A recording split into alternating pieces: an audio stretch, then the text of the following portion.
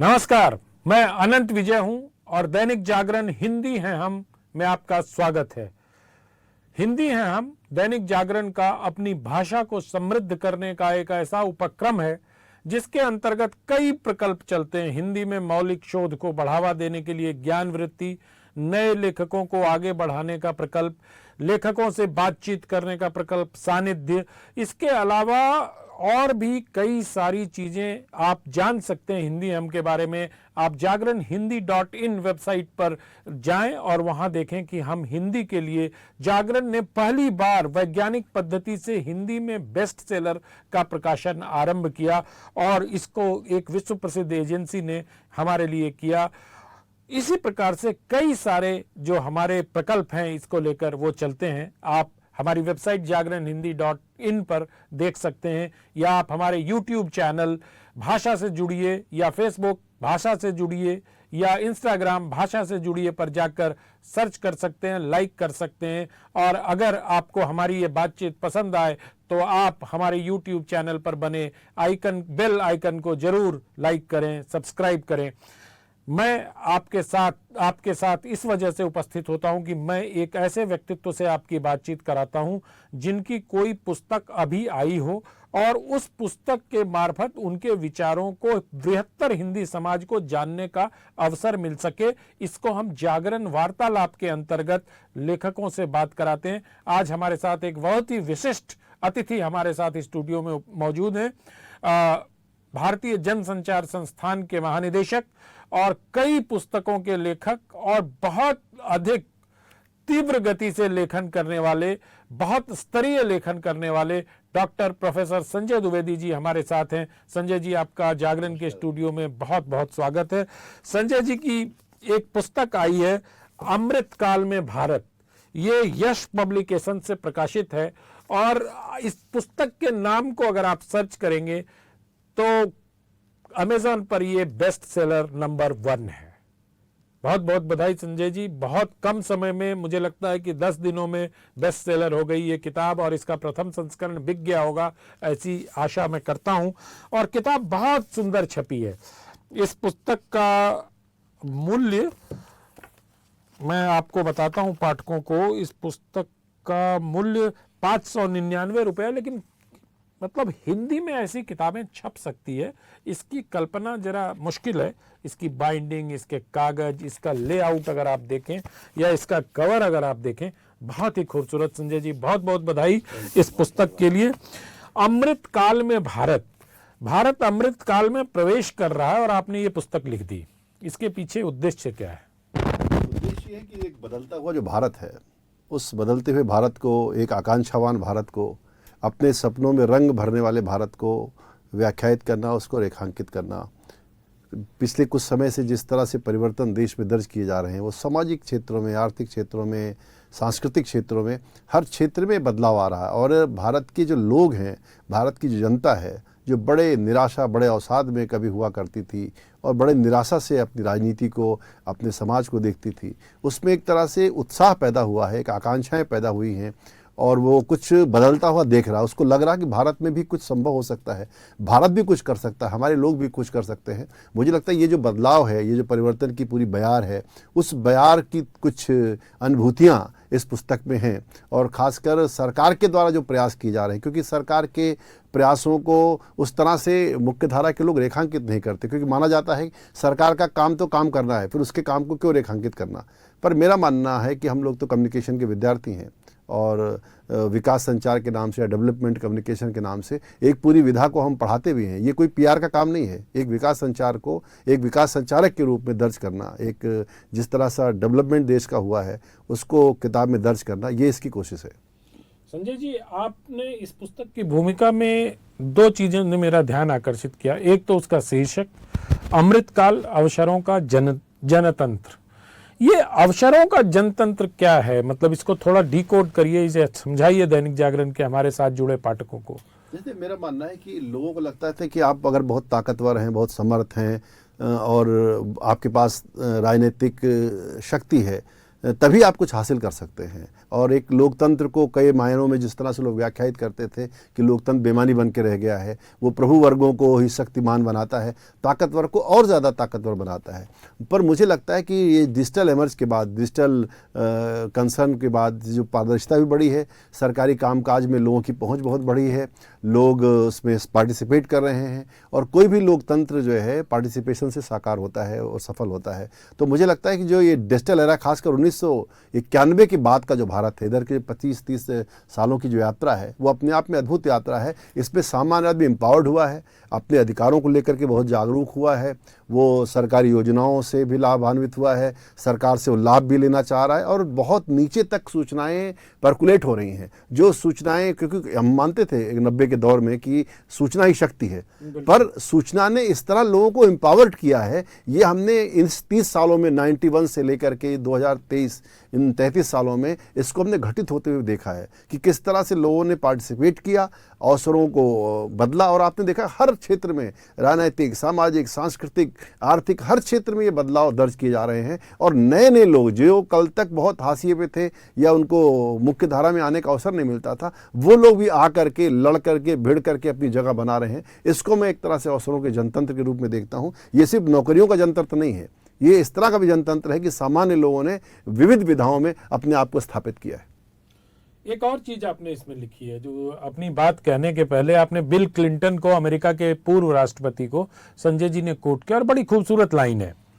इससे पता चलता है कि काफी शोध के बाद ये पुस्तक लिखी गई है। दुनिया भारत का बौना होना गवारा नहीं कर सकती, आपको दिग्गज होना होगा, और सही किस्म का दिग्गज। क्लिंटन ने तो बहुत पहले विश्व गुरु घोषित कर दिया था भारत को, कहा था होना ही पड़ेगा आप। निश्चित रूप से देखिए, एक जो नायक होते हैं और जो एक पूरी दुनिया को देख रहे होते हैं, बदलाव को देख रहे होते हैं, खासकर मैं 91 का बार बार इसे जिक्र करता हूं कि एक खास तरह का बदलाव भारत की सरकार ने स्वीकार किया, जो आर्थिक परिवर्तन की पूरी बात शुरू हुई। उसमें लोगों ने, जो दुनिया के ताकतवर लोग थे, उन्होंने भारत की संभावनाओं को महसूस कर लिया, और उसी नाते उन्होंने इस अपेक्षा से हिंदुस्तान को देखा। और उसी तरह इस पूरी सफलता को विफलता में बदलने के लिए भी बहुत बड़े लोग सक्रिय हुए, और उन्होंने इस पूरे मामले पर पलीता लगाना चाहा। पर मेरा ये मानना है कि जो नायक होते हैं वो उसको पहचान लेते हैं। बिल क्लिंटन ने पहचान लिया कि भारत में वो संभावना है, क्योंकि भारत का जो स्वभाव है वह एक समावेशी स्वभाव है, जो अनेक तरह के विचारों को साथ लेकर के चल सकता है, और उसकी संस्कृति, उसकी रूट्स में इस प्रकार की चीज़ें हैं। और ये अगर आर्थिक तौर पर भी सशक्त होता है तो ये दुनिया भर के लिए एक उदाहरण बनेगा, और दुनिया भर के लोगों को एक राहत मिलेगी। जैसे आपने भी तुर्की के मामले को देखा, बड़ा छोटा मामला है ये, वहाँ पे सब कुछ हुआ। तुर्की से हमारे संबंध किस तरह से, तुर्की ने पाकिस्तान को किस तरह सपोर्ट किया कश्मीर सवाल पे, फिर भी हमने अपनी जो दिनायतदारी है, जो एक विश्व मानवता के प्रति हमारा कर्तव्य, उसको पूरा किया। कोरोना काल में भी हमने देखा कि हमने वैक्सीन बनाई, फिर अपने लिए नहीं बनाई, दूसरों को भी दिया।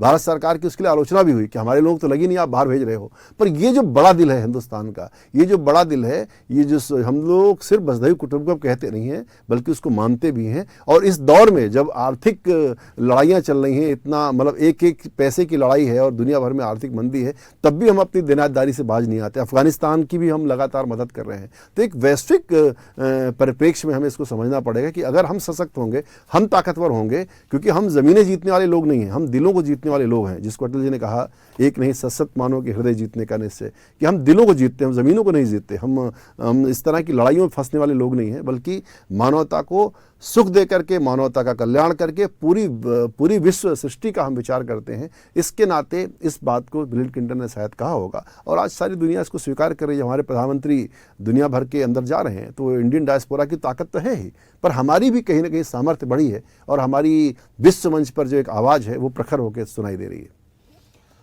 प्रोफेसर संजय द्विवेदी से हम बात कर रहे हैं। उनकी पुस्तक अमृतकाल में भारत, 2014 के बाद डॉक्टर द्विवेदी की ये चौथी पुस्तक है। मोदी लाइव, मुझे लगता है मोदी लाइव आपकी पहली किताब थी। मोदी युग, संसदीय लोकतंत्र का नया अध्याय, और भारत बोध का नया समय। मैंने एक किताब पढ़ी है, भारत बोध का नया समय, और ये चौथी किताब है अमृतकाल में भारत। तो मुझे लगता है कि आपने जिस बात से अपनी बात प्रारंभ की थी कि डेवलपमेंटल कम्युनिकेशन या कम्युनिकेटर होने के नाते विकास क्रम को रेखांकित किया जाना चाहिए, तो पिछले 9 साल में क्या बदलाव हुए, क्या उसी चारों किताब में ये एक सूत्र दिखाई देता है? देखिए, जो मोदी लाइव किताब थी वो तो बेसिकली पॉलिटिकल रिपोर्टिंग पे थी कि जो 2014 का जो चुनाव था उसमें मोदी की जो परफॉर्मेंस थी बहुत ही ज़बरदस्त, बड़ा सकारात्मक जो एक उन्होंने कैंपेन चलाया और जिसके नाते लोग आकर्षित हुए, जिसमें उन्होंने कहा अच्छे दिन आने वाले हैं और एक बदलते हुए भारत का सपना उन्होंने हिंदुस्तान के लोगों को दिखाया और लोगों ने उनके आश्वासन पर भरोसा किया कि एक जो कैपेबल लीडर, एक लीडर कर चुका था उस चीज़ को गुजरात के अंदर, वो दुनिया में चर्चित हो चुके थे और बहुत उम्मीदों से सारा हिंदुस्तान उनकी तरफ देख रहा था। उसका लाभ भी उनको एक चुनावी सफलता के रूप में मिला। पर उसके बाद जब वो दिल्ली आते हैं और दिल्ली में जिस तरह से उन्होंने परिवर्तन के काम को अंजाम दिया, फिर वो मोदी युग संसदीय लोकतंत्र का नया अध्याय, उसमें उन चीज़ों का थोड़ा रेखांकन है। और भारत बोध के नए समय में अमृत काल को लेकर के भारत की जो संकल्पनाएं हैं और भारत किस तरह से एक विश्वगुरु बनने की क्षमता से लैस हो रहा है उसके बारे में जिक्र है। पर ये किताब बेसिकली, मैं इसलिए इसको पीआर के मित्रों ने मेरे कहा पीआर की किताब है, ये जनसंपर्क की किताब है। ये जनसंपर्क किताब नहीं है, मैं बड़ी विनम्रतापूर्वक कहता हूँ, ये जनसंपर्क कृति नहीं है, ये डेवलपमेंट कम्युनिकेशन किताब है, डेवकाम की किताब है, जिसमें सरकार ने 9 सालों में जो सकारात्मक परिवर्तन लाए हैं, जो सकारात्मक काम किए हैं, उसकी तमाम योजनाओं के बारे में, तमाम बदलावों के बारे में किताब रेखांकित करती है। और मुझे लगता है कि सरकार के इस काम को रेखांकित किया ही जाना चाहिए कहीं ना कहीं इस रूप में। इसको पीआर राइटिंग के खारिज नहीं किया जाना चाहिए, बल्कि सरकार ने अगर कुछ सकारात्मक प्रयास किए हैं और उसको कोई व्यक्ति रेखांकित करने का प्रयास कर रहा है तो उसको पढ़े और उसमें जो आपत्ति है वो अपनी दर्ज कराए। तो मुझे लगता है कि डेवलपमेंट भी अपने आप में एक बड़ा मुद्दा है, क्योंकि अब देखिए पूरी जो पॉलिटिक्स का उसका शिफ्ट हो गया है, पूरी पॉलिटिक्स का जो शिफ्ट है वो डेवलपमेंट और गवर्नेंस पे है। अब डेवलपमेंट और गवर्नेंस की बात सबको करनी पड़ रही है, उनको भी करनी पड़ी जो कभी इसका नाम लेते भी घबराते थे या दूसरी चीज़ों पे उलझे रहते थे। तो ये मुझे लगता है ये पॉलिटिक्स का भी कोर है, समाज का भी कोर है और समाज भी इसको बहुत उम्मीदों से देख रहा है कि, और डेवलपमेंट सिर्फ ये नहीं कि हमने आर्थिक विकास खड़े कर दिए, पर ये सांस्कृतिक विकास भी है, एक आर्थिक विकास भी है और एक बाजार का भी है और हमारे जनतंत्र का विकास भी है। तो सब चीज़ें से जुड़ी हुई हैं। जैसे अभी पार्लियामेंट का लोकार्पण हुआ तो वो अपने आप में एक भारत के आत्मविश्वास को बनाने वाला, कि अभी हम सब जो जिन भवनों में बैठे हुए हैं वो अंग्रेजों के बनाए भवन हैं, मुगलों के बनाए भवन हैं, ये भवन वो बन रहे हैं, ये भारतीयों ने अपने श्रम से बनाए हैं और उनकी श्रम, उनकी तपस्या, उनका पैसा, उनका वैभव सब उसमें लगा, उनकी दृष्टि, अंतर्दृष्टि और एक उसे भारतीय जो अप्रोच है, जिस अंडी के अप्रोच की हम बात कर रहे हैं, वो भी उसमें कहीं ना कहीं प्रदर्शित हो रही। तो एक भारत का आत्मविश्वास भी इस बहाने बढ़ता है कि हम कर सकते हैं, हम भी डिलीवर कर सकते हैं, हम भी ऐसा कर सकते हैं। संजय जी, आपने नए संसद भवन के लोकार्पण की बात की, ये महज संयोग है या प्रयोग है कि जिस दिन संसद भवन का लोकार्पण हो रहा था आपकी पुस्तक का प्रकाशन अमृतकाल में भारत भी 28 मई को ही होता है और 28 मई को ही वीर सावरकर की जन्मतिथि भी होती है? नहीं, ये संयोग ही नहीं है, बल्कि मतलब मैं तो मानता हूँ कि इरादतन ही है।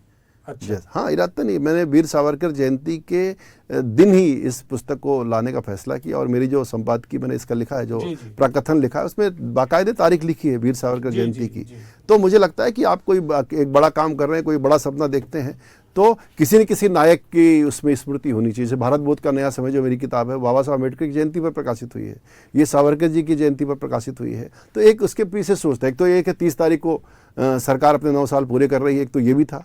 पर हमें तारीख हमने कैलेंडर में देखी तो मुझे सबसे अच्छी तारीख ये लगी कि 30 तारीख के बजाय हम इसको 28 तारीख को प्रकाशित करें। तो एक बड़े नायक की स्मृति भी इससे जुड़ती है और एक पूरी जो एक भारतीय भावधारा, एक सेनानी जो इतने सालों तक जो है 12 सालों तक लगभग जो है वो कैद में रहा और आज़ादी के लिए लड़ता रहा। आज़ादी के बाद भी उन्होंने बहुत सारे ऐसे विमर्श खड़े किए जिसमें एक नए भारत का, एक श्रेष्ठ भारत का सपना है। तो मुझे लगता है इससे कहीं ना कहीं अपने को कनेक्ट करना चाहिए। संसद का लोकार्पण क्यों हुआ ये तो मैं नहीं बता सकता, पर एक मेरा तो इरादा नहीं था, मैं तो जानबूझ करके मैंने इसको अच्छे मन से ही किया।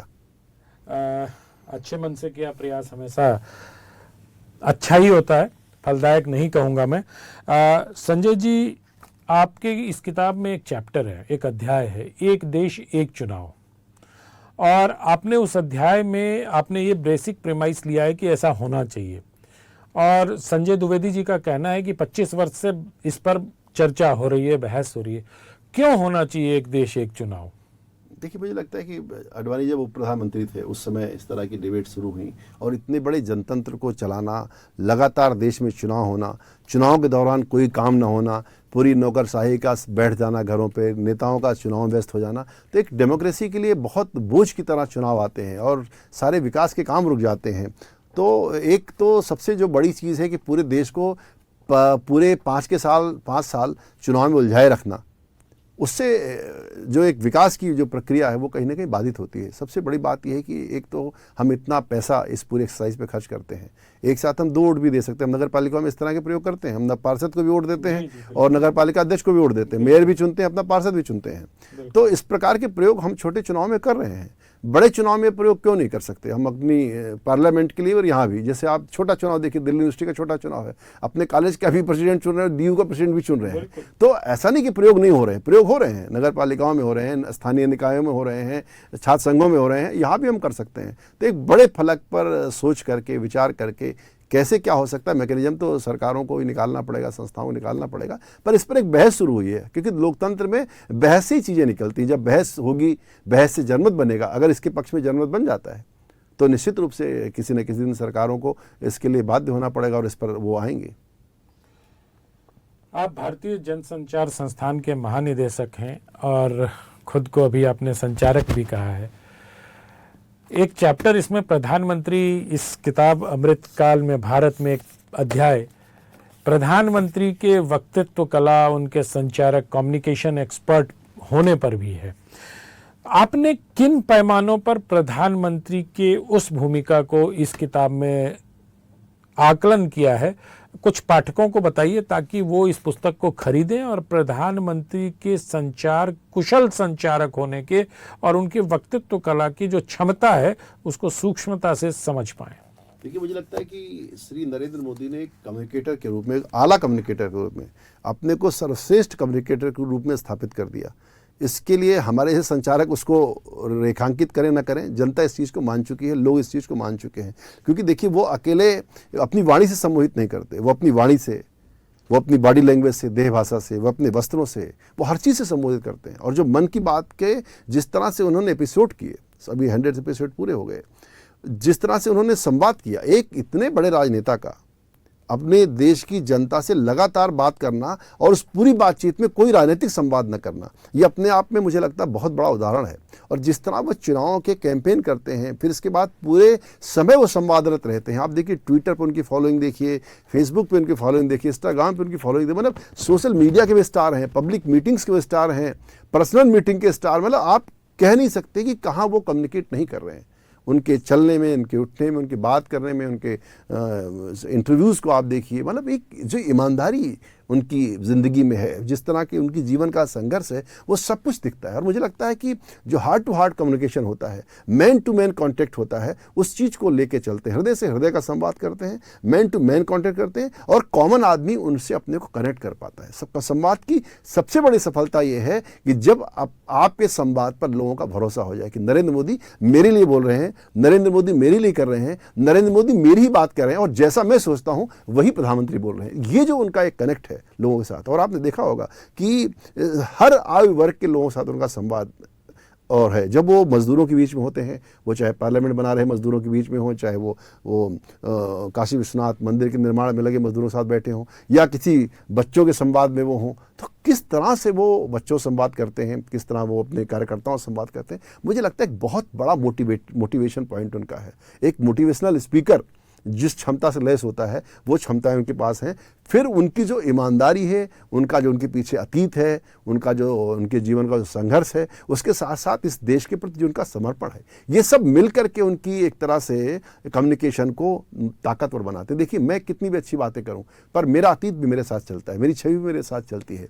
तो प्रधानमंत्री सर्वश्रेष्ठ वक्ता है, ये इस बात तो सही सच है ही, पर उसके पीछे उनका कृतित्व है। उस कृतित्व ने उनके बोले हुए वाक्यों को अमरत्व प्रदान कर दिया। वो जो कुछ बोलते हैं उस पर भरोसा करने का दिल होता है और ये लगता है कि वो हमारी बात कह रहे हैं। आपने कम्युनिकेटर के वस्त्र विन्यास को भी अपनी इस किताब में अमृतकाल में भारत, इन्होंने उनके हाफ कुर्ता को, उनके जैकेट को, उनके स्टाइल स्टेटमेंट को भी कम्युनिकेशन से जोड़ा है आपने, संजय जी। लेकिन उन पर विरोधी दल तो ये आरोप लगाते हैं कि वो प्रेस कॉन्फ्रेंस ही नहीं करते। मुझे लगता है कि जो व्यक्ति प्रतिदिन संवाद कर रहा है, जो व्यक्ति निरंतर संवाद कर रहा है, और खासकर डिजिटल मीडिया के इमर्ज होने के बाद जब पल पल हम संवाद इस देश के साथ कर रहे हैं, तो उसमें प्रेस कॉन्फ्रेंस ना करना या करना बहुत महत्वपूर्ण मुद्दा नहीं रहता। मूल बात है कि मैं अपने लोगों से कनेक्ट हूं कि नहीं, मैं अपने लोगों से बात कर पा रहा हूं कि नहीं, और मैं अपने लोगों से बात करने के लिए कौन सा टूल इस्तेमाल करता हूं, ये तो मेरा चयन होगा। अगर मैं प्रेस कॉन्फ्रेंस को इस्तेमाल करता हूं, बहुत अच्छी बात है। मैं अगर सोशल मीडिया के माध्यम से ज़्यादा अच्छे से कम्युनिकेट कर सकता हूं। अभी मैंने सुना है कि एक कैंपेन वो कर रहे हैं जिसमें देश भर के कार्यकर्ताओं से ऑनलाइन वो बात करने वाले हैं, बूथ मैनेजमेंट के कार्यकर्ताओं से। तो अपने आप में ये प्रैक्टिस उनकी अगर सफल हो रही है, इस प्रैक्टिस को लोग स्वीकार कर रहे हैं, तो मुझे लगता है कि ये माध्यमों का चयन, ये व्यक्ति का चयन है कि वो किस माध्यम का चयन करना चाहता है। जैसे आपके पास में आया, मुझे लगता है कि मैं जागरण से बात करूंगा तो मेरे लिए बहुत मेरी रीच बढ़ जाएगी, और दैनिक जागरण जैसे बड़े प्लेटफॉर्म पे आना मेरा भाग्य है। तो इसीलिए व्यक्ति का चयन होता माध्यम, क्योंकि कम्युनिकेशन एक्सपर्ट होने के साथ साथ वो कम्युनिकेशन की समझ भी रखते हैं, माध्यमों की समझ भी रखते हैं। तो जिन माध्यमों को इस्तेमाल कर रहे हैं, उन्हें लग रहा कि उससे उनकी रीच ज़्यादा है तो उसको कर रहे हैं। जैसे उन्होंने चुनाव के दौरान जो है रोड शो का भी किया, जबकि कई लोग कहते हैं रोड शो का कोई मतलब नहीं है, डोर टू डोर कैंपेन ज़्यादा इफेक्टिव होते हैं। उन्होंने रोड शो भी किए, उन्होंने रैलियाँ भी की। तो वो एक चीज़ है कि वो उनका अपना खुद का चयन है, और उस चयन से अगर उनको लाभ प्राप्त हो रहा है या देश उनके साथ अपने को जुड़ा हुआ पाता है, तो मुझे लगता है कि वो सही माध्यमों का चयन कर रहे हैं। संजय जी, पूरे देश में और योग का एक माहौल है, और आपने योग को विश्व शांति से जोड़ा है। आमतौर पर जितनी पुस्तकें मैंने पढ़ी है योग के बारे में, उनको स्वास्थ्य से, उनको अच्छे लाइफस्टाइल से, इन सब चीज़ों से जोड़ता है।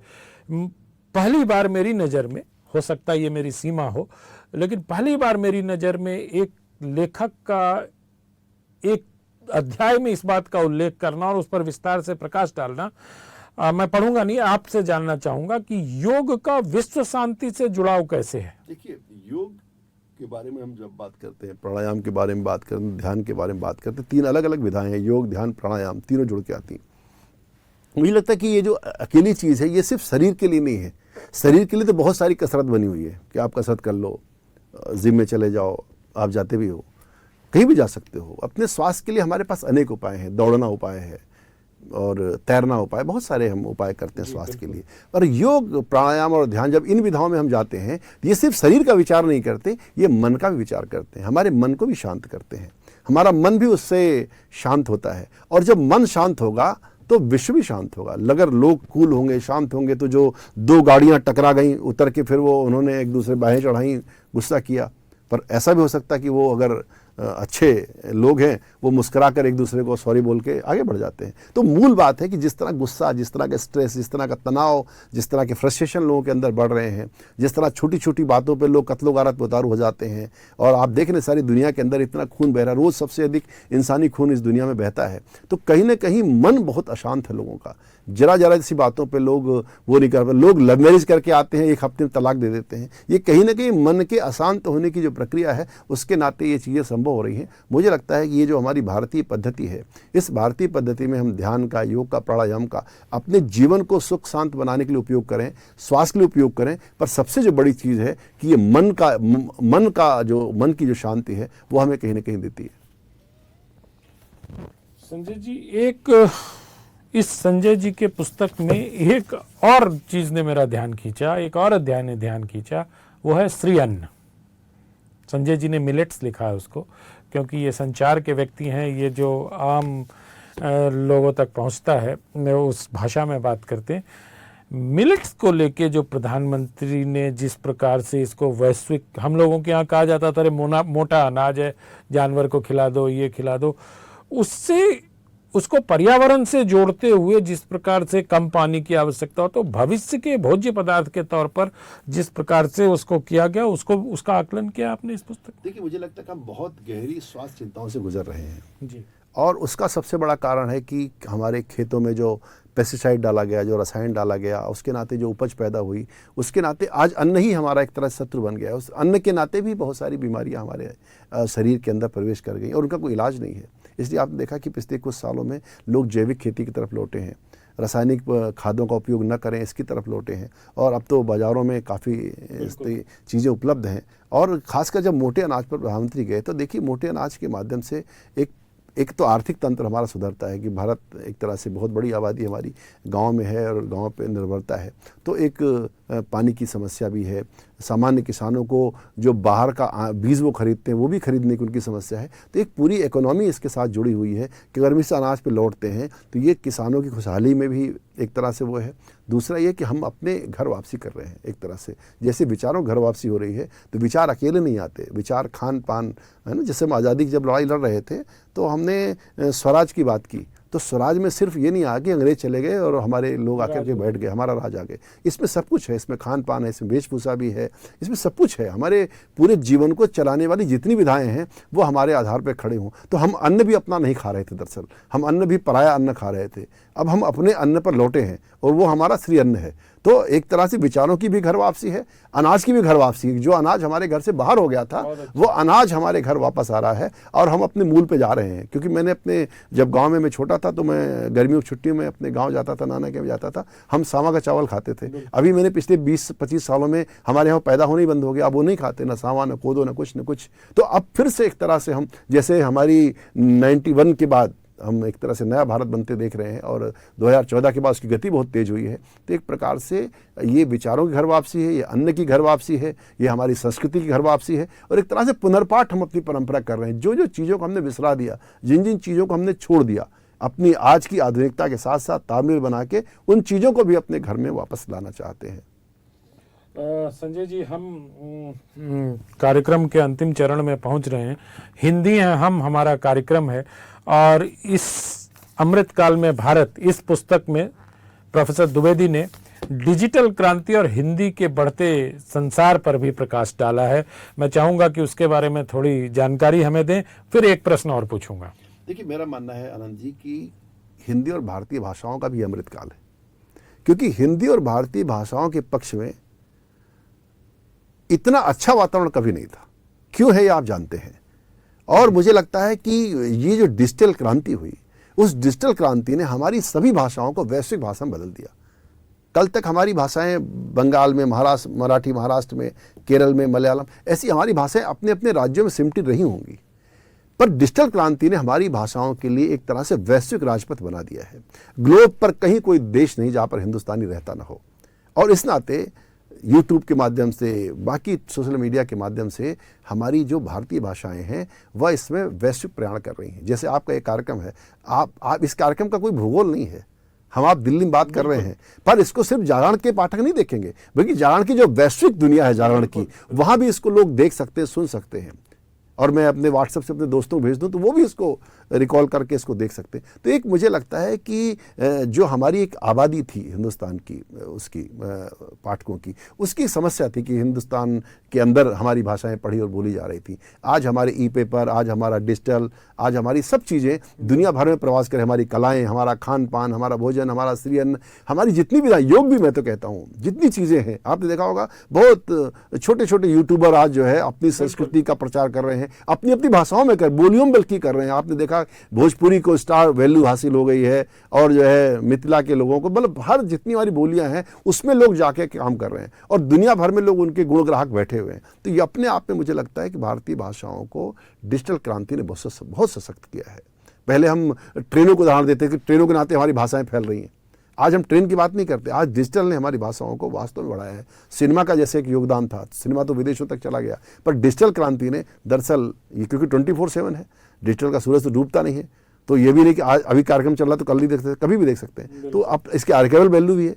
तो मुझे लगता है कि बहुत बड़ा और सुंदर समय, और मैं इसको हिंदी और भारतीय भाषाओं का अमृतकाल कह के संबोधित करना चाहूँगा। आखिरी सवाल प्रोफेसर द्विवेदी से जानना चाहूँगा, क्योंकि जनसंचार के महानिदेशक हैं भारतीय जनसंचार संस्थान के, इसके अलावा प्रोफेसर भी हैं।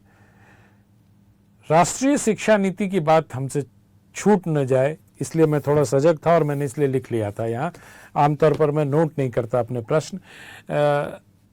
राष्ट्रीय शिक्षा नीति और जनसंचार, ये एक बड़ा अनूठा विषय आपने पुस्तक में उठाया है। इसको किस तरह से देखा है आपने इस किताब में? मतलब मैं इसलिए आपसे प्रश्न में बहुत आधारभूत प्रश्न कर रहा हूं ताकि पाठकों को लेखक स्वयं बता सके कि उनकी किताब अमृतकाल में भारत में क्या क्या कंटेंट है और आपको इस पुस्तक को क्यों पढ़ना चाहिए। देखिए, मेरा मानना है कि जो नई शिक्षा नीति वो 3 आधारों पर काम करती है। मतलब इसके बहुत क्रांतिकारी एक तरह से सूत्र हैं। 3 सूत्रों में मैं आपको नई शिक्षा नीति बताता हूँ। पहली ये बात कहती है कौशल विकास की, दूसरी बात करती पर्यावरण शिक्षा की, तीसरी बात करती नैतिक शिक्षा की। जब आप कौशल विकास करते हैं तो आदमी बेरोजगार नहीं रहता, वो आत्मनिर्भर बनता है। जब आप पर्यावरण शिक्षा की बात करते तो दुनिया सुंदर बनती, रहने लायक बनती है, अपनी पीढ़ियों के लिए एक अच्छी दुनिया दे के हम जाते हैं। और जब आप नैतिक शिक्षा की बात करते हैं तो भी दुनिया सुंदर बनती है और दुनिया में हिंसा, खून खराबा ये कम होता है। ये बेसिक इसका आधार है 3 चीज़ों पे। जब मैं इसको जनसंचार शिक्षा से जोड़ता हूँ तो इसकी पहली बात से जोड़ता हूँ, क्योंकि जनसंचार शिक्षा अपने आप में कौशल विकास की शिक्षा है जी। जनसंचार शिक्षा व्यक्ति को बेरोजगार नहीं रहने दे सकती। जनसंचार शिक्षा की अगर कोई जनसंचार शिक्षा पाके बेरोजगार है तो यानी वो ठीक से दीक्षित नहीं है, उनके शिक्षकों ने उसको ठीक से पढ़ाया नहीं है। कि जनसंचार में लिखना, पढ़ना, बोलना, कम्युनिकेट करना अपने आप को, क्योंकि कम्युनिकेशन अपने आप में एक विधा है। तो जनसंचार शिक्षा जो है अपने आप में कौशल विकास को संबोधित करती है, आत्मनिर्भरता को ही संबोधित करती है। अभी हम लोग डिजिटलीकरण की बात कर रहे थे, उसने कितने सारे लोगों को एम्पावर्ड किया, ताकतवर किया है। और मीडिया एंटरटेनमेंट की जो इंडस्ट्री है उसकी जो ग्रोथ है, और हिंदुस्तान में तो प्रिंट भी ग्रोथ कर रहा है। अभी पिछले साल 13% प्रिंट में ग्रोथ देखी गई, तो हिंदुस्तान में प्रिंट भी ग्रोथ कर रहा है। यानी मीडिया का एक बहुत बड़ी दुनिया है जहां पर अच्छे पेशेवरों का इंतजार है, अच्छे लोग खोजे नहीं मिल रहे हैं। और ऐसे समय में जब नई शिक्षा नीति आई है तो हमें लगता है कि जनसंचार शिक्षा को ज़्यादा गुणवत्तापूर्ण बनाना है, कौशल विकास पर युक्त करना है। जैसे हमारे जो आईएमसी के जो पाठ्यक्रम हैं वो कौशल विकास पर ही केंद्रित हैं, वह ट्रेनिंग मॉड्यूल ही है। वो हम बहुत अधिक सिद्धांतों की चर्चा नहीं करते, सिद्धांतों की चर्चा करते हैं, पर ज़्यादातर हमारा फोकस होता है कि सिद्धांत एप्लीकेबल कैसे हो सकते हैं, व्यवहार में कैसे उतर सकते हैं। इसलिए सारा हमारा ट्रेनिंग मॉड्यूल है, और इसलिए जनसंचार शिक्षा को ज़्यादातर ट्रेनिंग मॉड्यूल पर लाने की ज़रूरत है। यही इस जनसंचार शिक्षा की उपादेयता होगी। बहुत बहुत धन्यवाद प्रोफेसर संजय द्विवेदी, आप दैनिक जागरण के स्टूडियो में आए और हमारे कार्यक्रम हिंदी है हम में आपने हिस्सा लिया, भाग लिया। और दैनिक जागरण वार्तालाप में हमने आपकी पुस्तक अमृतकाल में भारत पर बात की। यश पब्लिकेशन से प्रकाशित है ये किताब, और तमाम जो वेबसाइट्स हैं, जो कमर्शियल वेबसाइट्स हैं, वहाँ से आप इस पुस्तक को ले सकते हैं। ये पुस्तक 10 दिनों के अंदर नंबर 1 बेस्ट सेलर नंबर 1 की श्रेणी हासिल कर चुकी है, और मुझे लगता है कि इसका प्रथम संस्करण भी समाप्त होने वाला होगा, या प्रथम संस्करण समाप्त हो गया होगा। इसमें अमृतकाल में भारत और पिछले 9 वर्षों के कामकाज पर एक सकारात्मक टिप्पणी प्रोफेसर संजय द्विवेदी ने की है। तो संजय जी, आपको बहुत बहुत धन्यवाद हमारे इस कार्यक्रम में आने के लिए। और अपने दर्शकों से मैं अनुरोध करता हूं कि अगर आपको ये कार्यक्रम अच्छा लगा हो तो हमारे इस कार्यक्रम के नीचे एक बेल आइकन है, उसको जरूर दबाएं और सब्सक्राइब करें हमारे इस चैनल को। हमारे चैनल का नाम है भाषा से जुड़िए, और इसको आप हमारे वेबसाइट jagranhindi.in पर भी देख सकते हैं, पढ़ सकते हैं। बहुत बहुत धन्यवाद आप सबका हमारे साथ जुड़ने के लिए। मैं अनंत विजय आपसे अनुमति लेता हूं, और अगले सप्ताह किसी एक और विशिष्ट व्यक्तित्व से आपकी मुलाकात करवाऊंगा, भेंट करवाऊंगा। तब तक के लिए हमें अनुमति दीजिए। प्रणाम।